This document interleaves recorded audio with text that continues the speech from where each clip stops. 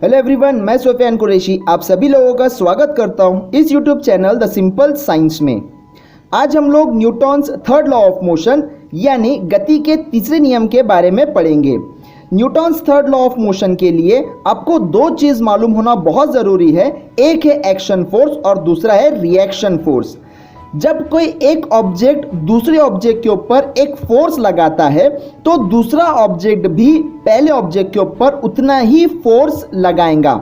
यानी जब दो ऑब्जेक्ट एक दूसरे से टकराते हैं या एक दूसरे से इंटररिएक्ट होते हैं तो दोनों ऑब्जेक्ट एक दूसरे के ऊपर एक फोर्स लगाएंगे, जिसमें से जो पहला फोर्स रहेगा उसे हम एक्शन फोर्स कहेंगे और जो दूसरा फोर्स रहेगा उसे हम रिएक्शन फोर्स कहेंगे। ये जो एक्शन फोर्स और रिएक्शन फोर्स होते हैं ये दोनों भी इक्वल होते हैं, लेकिन इनका जो डायरेक्शन होता है वो डायरेक्शन बिल्कुल भी अपोजिट होता है। तो डायरेक्शन अपोजिट होने की वजह से ये दोनों फोर्सेस एक दूसरे को कैंसल नहीं करते। क्यों नहीं करते? क्योंकि इनका डायरेक्शन अलग है।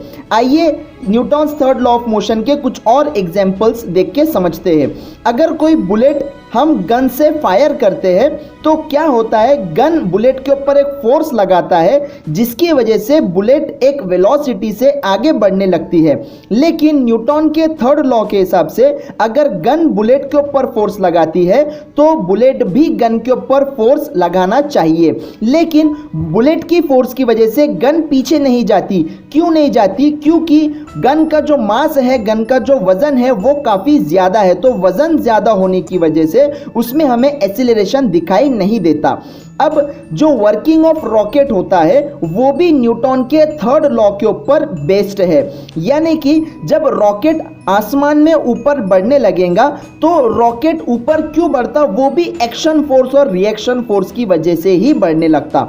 जब रॉकेट के अंदर फ्यूल जलने लगेगा तो फ्यूल जलने की वजह से उसमें से एग्जॉस्ट गैसेस बाहर निकलेंगे।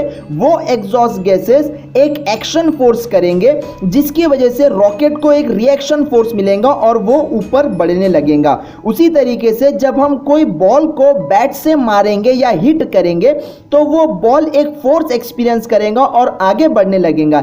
लेकिन न्यूटन के थर्ड लॉ के हिसाब से जब बैट बॉल के ऊपर फोर्स लगाएगा तो बॉल भी उतना ही फोर्स बैट के ऊपर लगाएगा, जिसकी वजह से बैट ने भी पीछे जाना चाहिए। लेकिन बैट पीछे नहीं जाएंगी क्योंकि बैट का जो वजन है वो बॉल से काफी ज्यादा है। उसी तरीके से जब हम जमीन पर चलते हैं तो हमारा चलना भी न्यूटन्स थर्ड लॉ के ऊपर बेस्ड है। तो चलने के लिए भी न्यूटन का थर्ड लॉ का यूज होता है। तो ये है Newton's third law of motion जो कि एक्शन और रिएक्शन फोर्स के ऊपर बेस्ड है।